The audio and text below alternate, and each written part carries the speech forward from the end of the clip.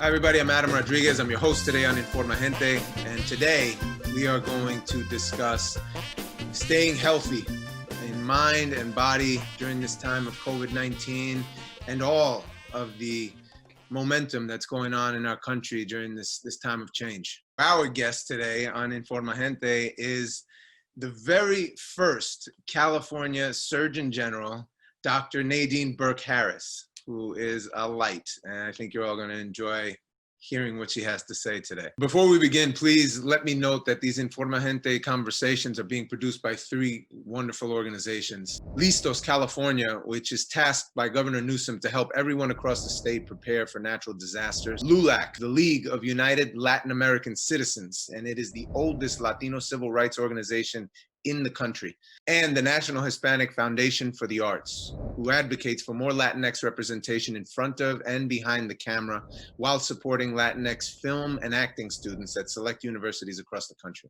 So, good morning, Dr. Burke Harris. I'm excited to get into how we can help. Are there things that you would say that people can do to continue to stay safe, especially as things are starting to open back up a bit more? I think folks are feeling ready to get out of the house a little bit and have things open up, maybe get to a restaurant or something like that. But I think that it's really important for all of us to keep in mind that coronavirus hasn't gone away. Opening up doesn't mean that all of a sudden that it's safe. What it means is that we have adequate capacity within our healthcare system. So we still have to do all of the things that are really important to protect our health, including hand washing, wearing a face covering, maintaining social distancing, and then really trying to only be out for necessary reasons, right? Because what we're seeing is some increases in certain places. Heartbreaking for me is that our Black and Brown communities have a higher death rate, right? So that when we contract the virus, we're more likely to die from it, which is really scary. And there are lots of different reasons for that. One, because we're more likely to be in frontline jobs, right? So we're more likely to be in food service or in working essential jobs, grocery store clerks, bus drivers, right? Like these types of essential jobs. But we also recognize that some of the research is showing that we come into healthcare later, right? So there was just a big study that showed, for example, that for African Americans, they're more likely to be tested when they get to the emergency room or to the hospital, as opposed to being tested very early in the process. And so what that means for our communities is that folks need to go early to get tested if they have any concern, any worry, any consideration. But the other thing that's really powerful is that the experience of racism, discrimination, marginalization is actually bad for your health. It creates wear and tear on our bodies that can affect the functioning of our immune systems. And we also think that is in play as to why we see our Black and Brown communities are having a higher death rate when affected by the virus. What are the things that you would suggest, especially during these times when these stressors are at a higher level than normal, maybe physical activity, conversation, sharing emotions, sharing companionship? What would be the things that we could suggest to people? You got it. You could be the Surgeon General of California. Yeah, no, man, I don't know about that. That's way too much school, way too much responsibility. No, I mean, what you just described is exactly right. What the research shows is that safe, stable, and nurturing relationships and environments are healing. And actually, one of the things that I did with my office, we created something called the Surgeon General's Playbook for managing stress during COVID-19. And it includes a lot of the things that you talked about. Getting regular exercise, like at least 60 minutes a day of exercise. Our bodies, when we're stressed, we make stress hormones. And those stress hormones like adrenaline and cortisol, they have an effect on our health. And so exercise helps to reduce those stress hormones, which is really important. So good, healthy nutrition right now is the time where it feels like, we want to be hitting, you know, the fried food and so even more than ever. The comfort foods, yeah. The comfort food, yeah, exactly. I feel like baking today, yeah. Yeah, exactly. So we got to resist that temptation, but just recognize that nutrition is is really important for healing our bodies from the effects of stress as well. Things that you might not think about, like, you know, mindfulness, right? Like meditation, that also helps to regulate your body's stress response. So we put that and other recommendations, including, and one of the most important recommendations, these healing relationships, right? Like talking with people that we trust. I've noticed that for myself. These times have been really painful for me personally. You know, as the mother of 4 Black boys, just seeing the images of police brutality and seeing all of the things that is going on, it's been personally heartbreaking. And just having that connection with others who understand what that feels like and are able to be a support has been really wonderful. Finding those silver linings, I think, is really important. We had a new baby the day that we started the quarantine. Holy moly. Yeah, and you know, touching on the kids, because I think this is important too. Mm-hmm. They are aware that things are different. We are seeing family members now. We've all committed to keeping ourselves safe and quarantining and doing things that, you know, minimize risk. But we don't go out. We don't see friends. The kids aren't seeing their friends. They're not able to play the way they were before. Do you have any suggestions on how people can parent in that way and really do a good job at helping their kids understand what's happening and also deal with the stress they might be feeling? Kids recognize what's going on, even when they're little, even when they're itty bitty. And I think that for a lot of us as parents, we worry about how much we should or shouldn't say to our kids about what's going on because we don't want to scare them.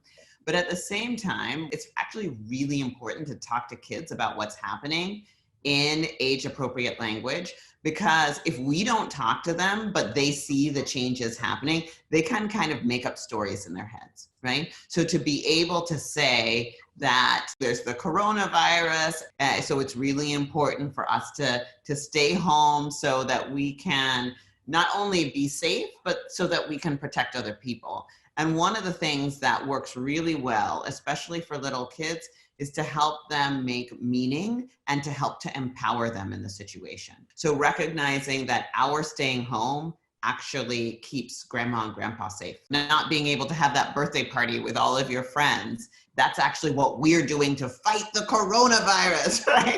Yeah, social distancing. Yeah. I make it a game with our kids when I say 6 feet away. How far is 6 feet? Is that 6 feet? Is that 6 feet? And so that way it's not something scary and terrible, but it can be something that you can be playful with as a family. Yeah. And we ourselves as parents are stressed out. The most important ingredient for a healthy child is a healthy caregiver, because kids cue so much off of our stress. Yeah. And so being able to do some of these, you know, basic self-care practices for ourselves, like the exercise, like the nutrition, like the sleep, all of these pieces, they're also really important for us so that we can be available to our kids, right? Because you can't give it if you don't have it. In doing that, we're also teaching them, you know, you're leading by example. So yes. Yes, you want to be there to take care of them for all the practical reasons, but you are their teacher in every single way. And they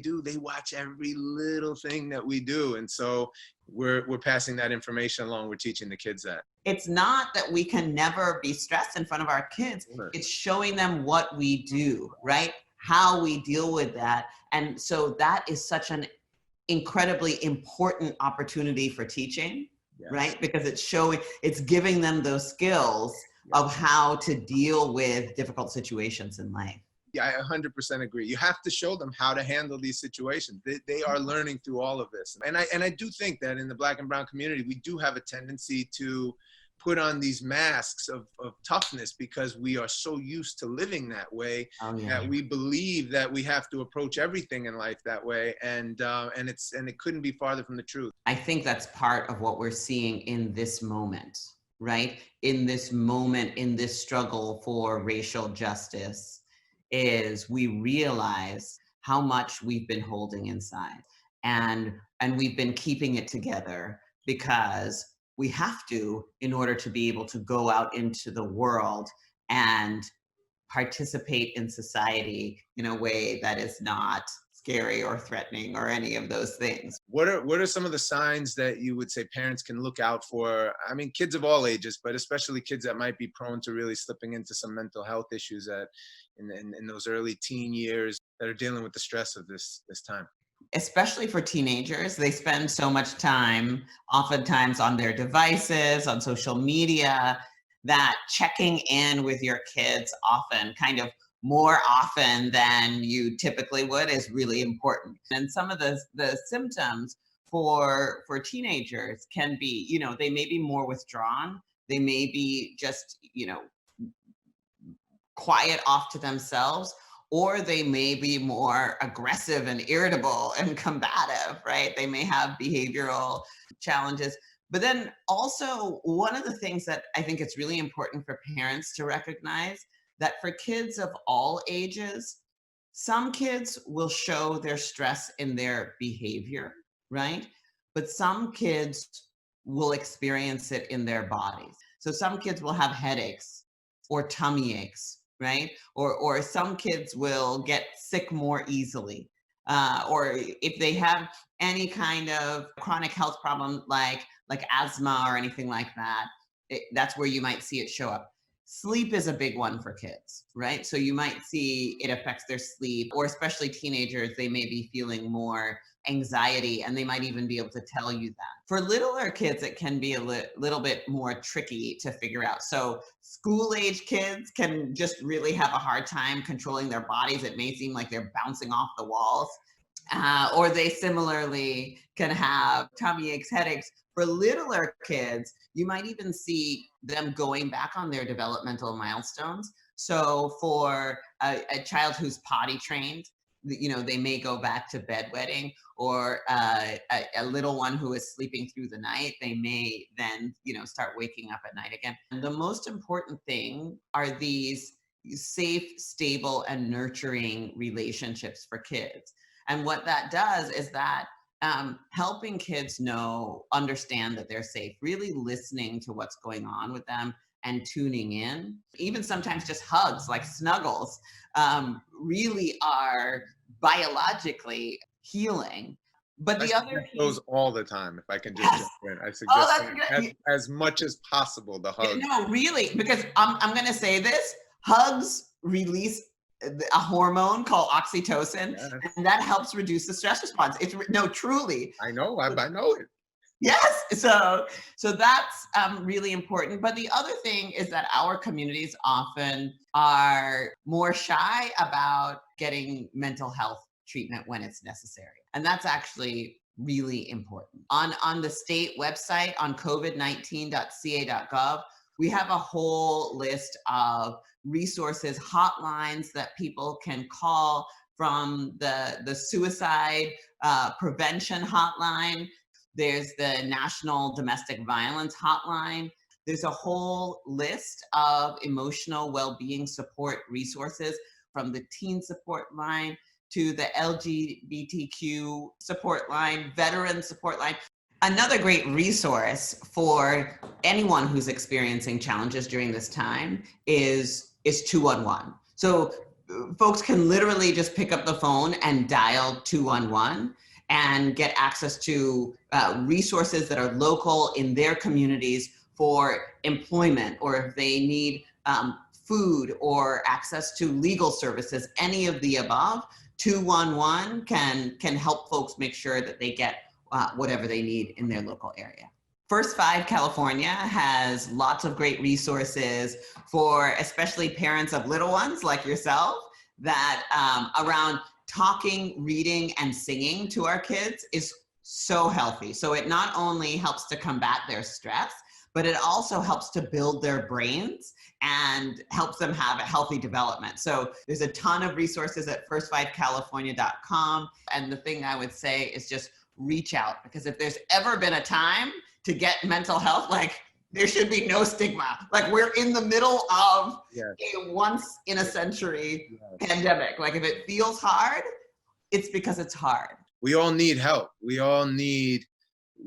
need somebody to lean on. We need somebody to listen and offer some guidance, and it's okay to do that. Please take advantage of those resources. They're out there.